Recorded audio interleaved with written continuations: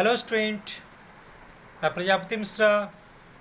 आज क्लास 9 के civics chapter what is democracy and why is democracy जो chapter है उसको मैं बताने जा रहा हूँ। At first, what is the meaning of democracy? Democracy is a form of government in which rulers are elected by the people. Democracy में होता क्या है कि यहाँ की जो जनता है शासकों का चुनाव करती है। तो डेमोक्रेसी दो तरह की होती है, एक होती है डायरेक्ट डेमोक्रेसी और दूसरी होती है इनडायरेक्ट डेमोक्रेसी। तो two forms of the democracy, direct democracy, indirect democracy. In the direct democracy में जो जनता है डायरेक्ट पार्टिसिपेट करती है शासन में, वह स्वयं निर्णय लेती है, स्वयं सरकार के कार्यों में हिस्सा उठाती है। लेकिन ये छोटे देश के लिए संभव है, बड़े देश के लिए डायरेक्ट डेमोक्रेसी से देश का संचालन, देश को चलाया नहीं जा सकता। लेकिन दूसरा जो काइंड्स है इनडायरेक्ट डेमोक्रेसी, अप्रत्यक्ष लोकतंत्र। अप्रत्यक्ष लोकतंत्र क्या है? जिसमें जनता अपने प्रतिनिधियों का चुनाव करती है और प्रतिनिधि के द्वारा वे सरकार बनाती है और चलाती है। भारत की बात करें तो यहाँ पर 18 ईयर्स से अबव लोगों को वोट देने का राइट है। That means universal adult franchises है। तो what is the universal adult franchises? There is no discrimination between caste, colour, greed. धर्म के आधार पर, जाति के आधार पर, वंश के आधार पर कोई भेदभाव नहीं होगा। जिसकी उम्र 18 वर्ष से ऊपर है सभी को वोट देने का राइट होगा। One vote one value, one person. सभी व्यक्ति के मत की वैल्यू है और सभी लोगों को वोट देने का अधिकार है। उसमें कोई बड़ा है ना कोई छोटा। जैसे तुमने देखा कि फ्रांस में महिलाओं को वोट देने का अधिकार नहीं था। लेकिन भारत में कि डेमोक्रेसी की बात करें तो भारत की डेमोक्रेसी इनडायरेक्ट डेमोक्रेसी है। यहाँ हम लोग जो प्रतिनिधियों का चुनाव करते हैं और प्रतिनिधि देश की सरकार को चलाते हैं। अब एक क्वेश्चन होता है कि प्रतिनिधियों की एज कितनी होनी चाहिए? तो चुनाव में खड़े होने के लिए जो रिप्रेजेंटेटिव हैं उनकी एज 25 ईयर्स होनी चाहिए कम से कम, और जो चुनने वाले लोग हैं उनकी एज 18 साल से ऊपर होनी चाहिए। इसलिए इंडिया में यूनिवर्सल एडल्ट फ्रेंचाइजीज में सार्वभौमिक वयस्क मताधिकार, सार्वभौमिक वयस्क मताधिकार प्राप्त है। अब एक क्वेश्चन निकलता है कि आज वर्ल्ड के 75% से ज़्यादा देश डेमोक्रेसी को ही क्यों अपना रहे हैं? डेमोक्रेसी को ही क्यों लाइक कर रहे हैं? लोकतंत्र को ही लोग क्यों स्वीकार कर रहे हैं? लोकतंत्र स्वीकार करने के पहले हम लोग इस बात को समझेंगे कि डेमोक्रेसी एंड नॉन डेमोक्रेसी, लोकतांत्रिक और गैर लोकतांत्रिक में क्या अंतर है, सरकार में क्या अंतर है। तो लोकतांत्रिक में चुनाव नागरिकों के द्वारा किया जाता है, लेकिन गैर लोकतांत्रिक में वहाँ पर सभी को वोट देने का राइट नहीं है। जैसे आप सऊदी अरब की बात देखो, सऊदी अरब में महिलाओं को वोट देने का राइट नहीं है। डेमोक्रेसी में एक फिक्स इंटरवल के बाद, एक निश्चित समय के बाद चुनाव होता है। दैट मीन्स कि एवरी 5 ईयर्स के बाद इलेक्शन होता है और उस इलेक्शन में हम लोग चाहें तो नए प्रतिनिधियों को चुन सकते हैं।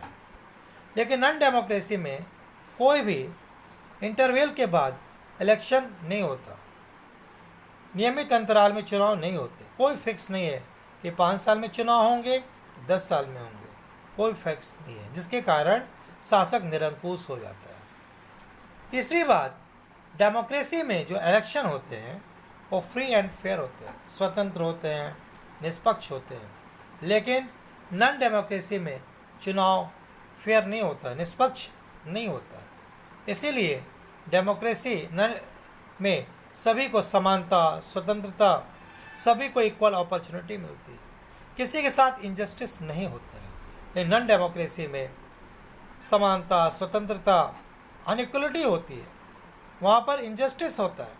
सरकार वहाँ सभी के साथ एक जैसा व्यवहार नहीं करती है। लेकिन लोकतांत्रिक सरकार, लोकतांत्रिक देश में सरकार सभी पर ध्यान देती है। तो अब एक ये बात निकलता है कि लोकतांत्रिक सरकार जो है, डेमोक्रेटिक कंट्री जो है, उनके क्या फीचर हैं, उनकी क्या विशेषता है भाई? तो पहला उसका फीचर है फ्री एंड फेयर इलेक्शन। लोकतंत्र की प्रमुख विशेषता में अगर पहली विशेषता की बात करेंगे तो उसमें है free and fair election. Free and fair means कि सभी को स्वतंत्र हैं, वो किसी भी उम्मीदवार को अपना वोट दे सकते हैं जिसे वे लाइक करते हैं। और निष्पक्ष मीन्स कि कोई जो भी ट्रांसपेरेंसी है, जिसको हम वोट देते हैं और वोट के बाद से वोटिंग की जो काउंटिंग होती है, उसमें जिस रिप्रेजेंटेटिव को ज़्यादा वोट मिलता है, वही रिप्रेजेंटेटिव उस कंस्टिट्यूएंसी से विनर होता है। और इसमें किसी तरह के झगड़े नहीं होते हैं। और यहाँ का जो चुनाव है इंडिया में, भारत में, वो सेक्रेट वोटिंग होती है, गुप्त मतदान है। गुप्त मतदान by EVM, electric voting machine के थ्रू यहाँ पर चुनाव होते हैं और हम लोग अपने प्रतिनिधियों को चुनते हैं। दूसरा क्या है? One vote one person one value. Democracy में सभी एडल्ट फ्रेंचाइजीज को एक मत और प्रत्येक मत का मूल्य होता है। हर एक जो व्यक्ति का मतों का एक मत का मूल्य होता है, इसीलिए सभी के मत यहाँ पर बहुत ही बराबर है। फिर क्या होता है कि रूल ऑफ लॉ, यहाँ पर सरकार जो आती है वो नियम कानून के हिसाब से शासन को चलाती है, जिसके कारण सरकार संविधान के नियमों के अनुसार ही देश को चलाती है और कार्य करती है। चौथा पॉइंट है रिस्पेक्ट ऑफ राइट। यहाँ पर जनता को, इंडिया में जनता को फंडामेंटल राइट्स प्राप्त है। Right to freedom, right to equality, right to education, ये सारे जो 6 फंडामेंटल राइट्स हैं, वो सरकार इनका सम्मान करती है और ध्यान रखती है कि इनके जो फंडामेंटल राइट्स जो मिले हैं उनके ऊपर कोई इंक्रोचमेंट ना हो।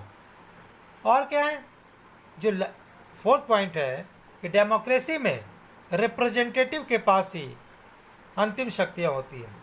डेमोक्रेसी में अगर सरकार को जनता चुन के भेजती है तो जनता को अधिकार है कि वो 5 साल के बाद अगर वो सरकार अच्छे ढंग से काम नहीं करती तो उसे वो हटा सकती है।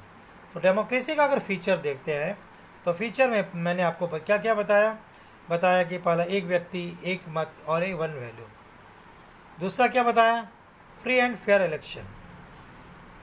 तीसरा क्या बताया? Respect of law. फोर्थ क्या बताया? Respect of right.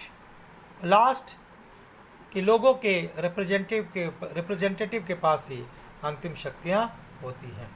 इसीलिए आज विश्व के बहुत सारे देश डेमोक्रेसी को लाइक करते हैं, क्योंकि डेमोक्रेसी में सबका सम्मान है, सभी पक्षों पर ध्यान दिया जाता है। सबसे अगर गुड एग्जाम्पल डेमोक्रेसी मिले तो भारत को देखिए। आपको मैं चैप्टर जो फ्रेंच रेवोल्यूशन पढ़ा रहा हूँ उसमें आप देखते होंगे कि वहाँ पर जनता 3 स्टेट में बटी थी, फर्स्ट, सेकेंड और थर्ड। वहाँ पर सभी को वोट देने का राइट्स नहीं था, लेकिन ऐसी बात यहाँ नहीं है। यहाँ पर आप देखते हैं बेल्जियम को देखिएगा, बेल्जियम में डेमोक्रेसी का अच्छा पालन हुआ, लेकिन आप अगर श्रीलंका को देखोगे तो वहाँ डेमोक्रेसी का पालन ठीक ढंग से नहीं हुआ। वहाँ सिंगली को ज़्यादा प्रायोरिटी दी गई है, तमिल को कम, क्योंकि सिंगली वहाँ पर ज़्यादा है। लेकिन आज भारत को देखो तो भारत विश्व का एक अच्छा लोकतांत्रिक देश क्यों है? क्योंकि भारत में सभी धर्मों का सम्मान है। आपको मालूम होना चाहिए, इंडिया एक सेकुलर स्टेट है, इंडिया धर्मनिरपेक्ष राज्य है। यहाँ सभी धर्मों का सम्मान है, सभी धर्मों का गवर्नमेंट रिस्पेक्ट करती है, सभी धर्मों के आधार पर अवकाश होते हैं, सभी धर्मों का सम्मान किया जाता है। यहाँ पर भारत सरकार का कोई अपना धर्म नहीं है। दूसरी बात, अगर इंडिया की बात करो तो इंडिया में तो हिंदुज़्म ज़्यादा है, तो यहाँ की सरकार को हिंदुज़्म पर ही ध्यान देना चाहिए। लेकिन आप कॉन्स्टिट्यूशन में देखोगे कि यहाँ पर ना हिंदुज़्म पर गवर्नमेंट ज़्यादा फोकस करती है, ना मेजॉरिटीज़ पर करती है, ना माइनॉरिटीज़ में करती है। यहाँ की सरकार सभी समुदाय के लोगों को इक्वल सम्मान देती है। महिलाओं की कंडीशन के बारे में देखो तो महिलाओं को भी ग्राम पंचायत में बहुत जगह सीट आरक्षित है कि जहाँ पर महिलाओं को ही लेना है। अगर छोटे पिछड़े जन की बात करो तो भारत में कुछ कंस्टिट्यूंसी को रिजर्व कर दिया गया है कि वहाँ ST SC OBC के कैंडिडेट ही खड़ा होंगे। मीन्स आप देखते हो कि डेमोक्रेसी में ना कोई बड़ा है ना कोई छोटा है। डेमोक्रेसी का फंडा है, rule of the people is called democracy. जनता के द्वारा किया गया शासन। इसलिए डेमोक्रेसी आज पूरे वर्ल्ड में ज़्यादातर देश इस डेमोक्रेसी को अपना रहे हैं। डेमोक्रेसी में सिविल वार का खतरा कम होता है, क्योंकि डेमोक्रेसी में सभी ग्रुप्स, सभी पॉलिटिकल पार्टी के रिप्रेजेंटेटिव इन्वॉल्व रहते हैं। डेमोक्रेसी में यहाँ की जो सरकार है रिस्पॉन्सिबल होती है पार्लियामेंट के प्रति, क्योंकि कोई सरकार अगर गलत कार्य करती है तो उसके ऊपर इम्पीचमेंट भी लगाया जा सकता है।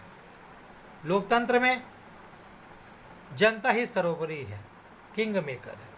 इसलिए डेमोक्रेसी में जनता के प्रतिनिधियों के द्वारा ही देश को चलाया जाता है।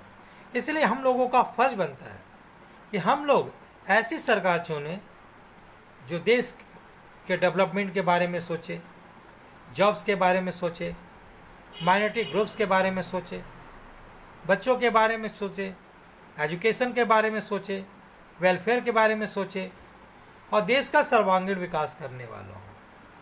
हम लोगों ने अभी जो देश का जो चुनाव हुआ था 2019 में, जो आज सेंट्रल गवर्नमेंट है, उसको देखो, यहाँ की जनता ने स्पष्ट वोट दिया इस सरकार को, और जिसका परिणाम आज हमको दिखता भी है कि आज इतनी बड़ी कोरोना महामारी हमारे विश्व में फैल गई है, लेकिन यहाँ की सशक्त सरकार ने इस बीमारी को रोकने का अथक प्रयास किया है और पूरी जो टीम है, केंद्र की टीम है और राज्य की टीम में मिलकर इस कोरोना बीमारी को परास्त करने में लगे हुए हैं। अगर अच्छी सरकार होगी तो देश के बारे में, जनता के बारे में हितों का ख्याल रखेगी। अगर हम लोग की सरकार कमज़ोर होगी तो देश भी कमज़ोर होगा। इसलिए डेमोक्रेसी में अगर अच्छे रूलर्स को हम लोग चुनते हैं तो देश के लिए अच्छा है। अगर देश अच्छा होगा तो हम लोग भी अच्छा होंगे, क्योंकि लोगों से ही देश बनता है। आज भारत की सरकार कोरोना की इस महामारी में जिस तरह कार्य कर रही है वो काबिल तारीफ है। इसका मतलब कि जनता ने अगर सही रूलर्स को चुना है तो उसका परिणाम भी आज हमको देखने को मिलता है। इसलिए डेमोक्रेसी में हम जनता का भी फर्ज है कि लालच में ना आके हम लोग ऐसे योग्य शासक को चुने जो देश के विकास के लिए कार्य करें। आज इतना ही। मैं इससे रिलेटेड क्वेश्चन को इस वीडियो के डिस्क्रिप्शन में डाल दूंगा। लॉकडाउन के पीरियड में आप लोग अपने घर में स्वस्थ रहें, प्रसन्न रहें और खूब अच्छे से पढ़ते रहें। तो लेक्चर के समाप्त होने पर मैं एक बार भारतीय संस्कृति के हिसाब से एक बार ओम करके मैं अपने लेक्चर को विराम देता हूँ। ओ